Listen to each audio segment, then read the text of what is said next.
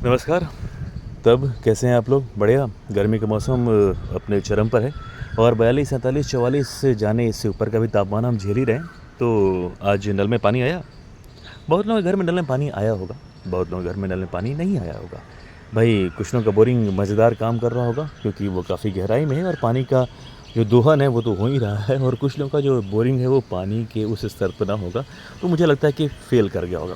और ये हाल कमोबेश कई शहरों का है। फ़िलहाल मैं पटना में हूँ और मैं अपनी ही कहानी कह रहा हूँ कि भाई हमारे घर का बोरिंग फ़ेल हो चुका है। भूमिगत जल स्तर अपने स्तर से और नीचे जा चुका है। ऐसा क्यों हुआ?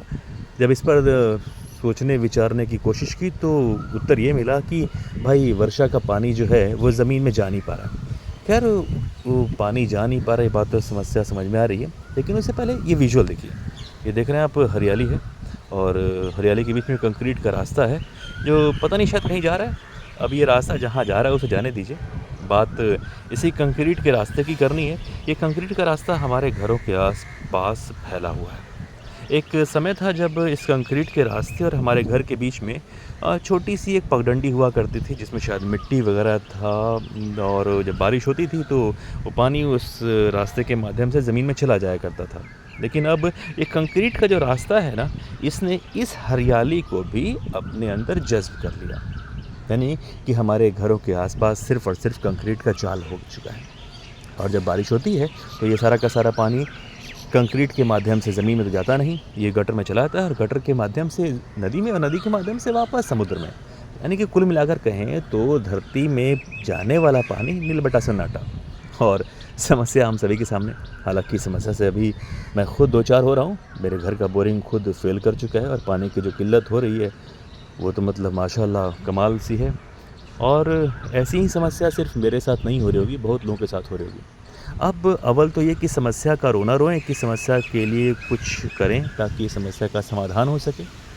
तो विचार करने के बाद एक ही बात नज़र आती है कि हमें वर्षा के जल का संचयन करना पड़ेगा। अगर आज कर लेते हैं तो कल का भविष्य सुनहरा होगा, और अगर नहीं कर पाते हैं तो फिर रहीम के दोहे को गाते गुनगुनाते रहेंगे हम, बिन पानी सब सून। तो ऐसा है कि मुझे लगता है कि हमें हमारे घर की छतों पर गिरने वाले बारिश के पानी को जमा करना चाहिए और उसे किसी पाइप के माध्यम से ला करके नीचे कहीं एक ऐसा सोता बनाना चाहिए, एक सुखौता बनाना चाहिए जो सुखौता सोते के रूप से काम करे, और जो बारिश का पानी है हम उसमें डालें ताकि वो सारा का सारा पानी ज़मीन में चला जाए। अगर ऐसा कर पाते हैं तो हम अपने बोरिंग को भी बचा पाएंगे और वापस भूमिगत जल स्तर को भी वापस लेकर आ पाएंगे। और हरियाली इसमें सबसे बड़ा फैक्टर है। और मज़े की बात है क्या कि इस विकास की अंधी दौड़ में हमने अपना दामन हरियाली से बहुत हद तक छुड़ा लिया है। जहाँ हमारे घरों में पहले खाली जगह हुआ करती थी, आज वहाँ पर ये कंक्रीट का पथ देख रहे हैं ना, ये कंक्रीट का पथ इसने कब्ज़ा कर लिया है और अब बारिश का पानी अंदर नहीं जाता, वो बह करके यूँ ही निकल जाता है। हमने बहुत दोहन कर लिया है। अब शोषण के स्तर पर सचमुच पूछिए तो हमारा ही शोषण हो रहा है, और होना भी चाहिए क्योंकि हमने प्रकृति को बर्बाद करने में कोई कसर नहीं छोड़ी है। और अब लगता है कि अपने भविष्य को बचाना है तो वापस प्रकृति की तरफ लौटना पड़ेगा। मैं किसी बहुत बड़े बदलाव की बात नहीं करता, बहुत बड़ी क्रांति की बात नहीं करता। छोटी छोटी कोशिशों से बहुत सारे बदलाव हो सकते हैं। हालांकि ये बात आपको शायद नागवार गुजरे और आपको मन करे कि भाई स्किप कर जाएं इस वीडियो से। आप चाहें तो कर सकते हैं, लेकिन आँख मूंद लेने से ऐसा थोड़ी ना होता है कि जो विषम परिस्थितियां हैं वो हमें नहीं देख रही हैं। चॉइस हमारी आपकी अपनी है, समझ हमारी आपकी अपनी है। तो आइए छोटी सी कोशिश करते हैं।